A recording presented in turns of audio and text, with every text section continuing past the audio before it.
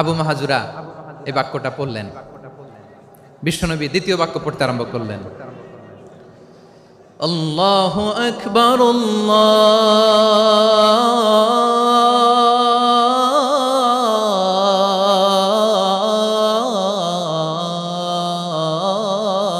আল্লাহু আকবার। আবু মাহাজুরা এই বাক্যটা বললেন। বিশ্বনবী আবু মাহাজুরার মাথার মধ্যে হাত দিয়ে তৃতীয় বাক্য বললেন, আশহাদু আল্লা ইলাহা ইল্লাল্লাহ।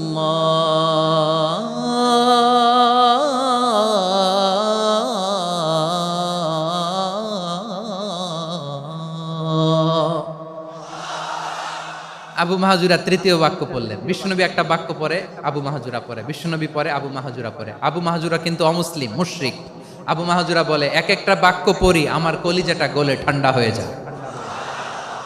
এতদিন মোহাম্মদকে গালি দিতাম, এখন মোহাম্মদ আমার মাথায় যখন হাত রাখছে আমার সারা শরীর ঠান্ডা হয়ে গেছে।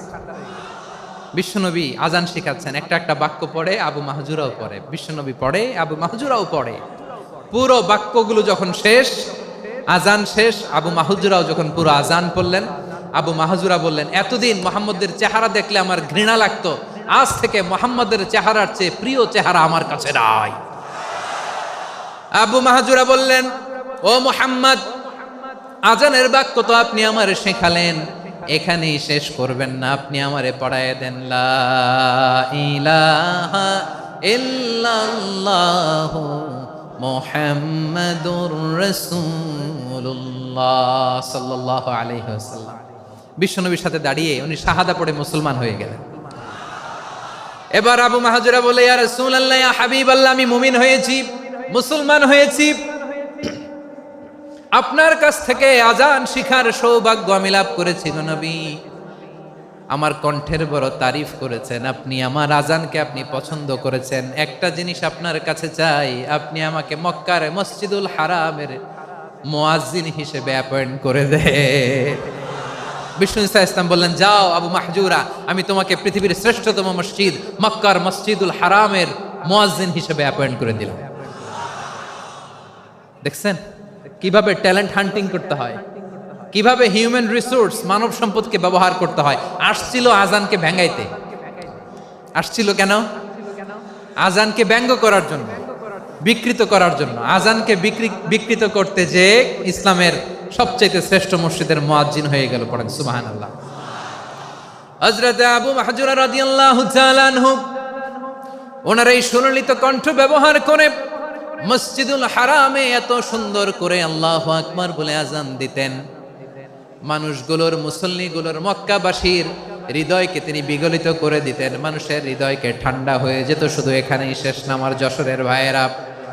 বিশ্বনবী যখন সাইয়েদনা আবু মাহজুরা রাদিয়াল্লাহু তাআলা আনহুকে আজান শিখাচ্ছিলেন, বলেন তো বিশ্বনবীর হাতটা কোথায় ছিল?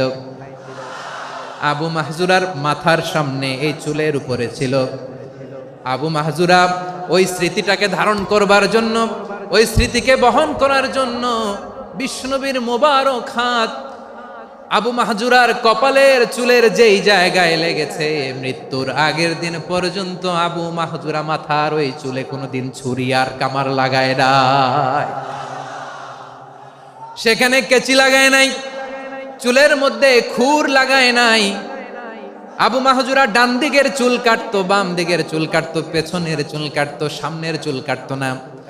আবু মাহজুরা রাদিয়াল্লাহু তাআলা আনহুর সামনের চুলগুলো বড় হতে হতে যখন এত বড় হয়ে যায়, তিনি চুলগুলো পেঁচিয়ে মাথার মধ্যে রাখতেন। তারপরে তিনি পাগড়ি পরতেন। সবাই জিজ্ঞেস করতো, আবু মাহজুরা, এটা আবার কেমন স্টাইল? দেখতে তোমারে কি বিদঘুটে লাগে? কেমন অড লাগে? কেমন খারাপ দেখা যায়? মক্কায় এমন কোন মানুষ তো দেখি নাই, ডানে চুল কাটে, বায়ে চুল কাটে, পেছনে চুল কাটে, সামনে কাটে না। ওরে আবু মাহজুরা, কেমন দেখা যায় তোমারে?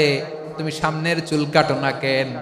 আবু মাহজুরা বলে, আমি হাঁটু গেড়ে পেয়ারা নবীর সামনে বসেছিলাম, আমার এই মাথার চুলের মধ্যে মুবারক হাত লাগিয়ে বিশ্বনবী নিজে আমাকে আজানের প্রতিটা বাক্য শিক্ষা দিয়েছেন।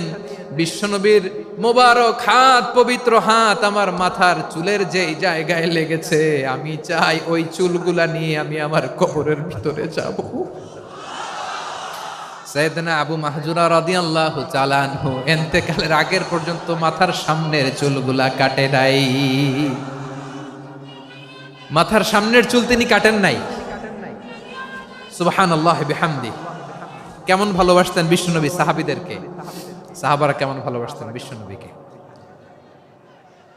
সামনের চুলগুলো বড় হতে হতে এত বড় ছিল, পেঁচিয়ে রেখে পাগড়ি পরতেন, কাটতেন না। নবীর হাত লেগেছিল। সুবহানাল্লাহ পড়েন। তাহলে what is the lesson, moral of the story কি? মোরাল অফ দ্য স্টোরি হচ্ছে, আসছিল আজানকে ব্যঙ্গ করার জন্য, বিকৃত করার জন্য, হয়ে গেল মসজিদুল হারামের মুয়াজ্জিন। দেখেন বিশ্বনবী একটা খারাপ সিচুয়েশনের মধ্যে থেকে কি ভালো জিনিস বের করে আনলেন।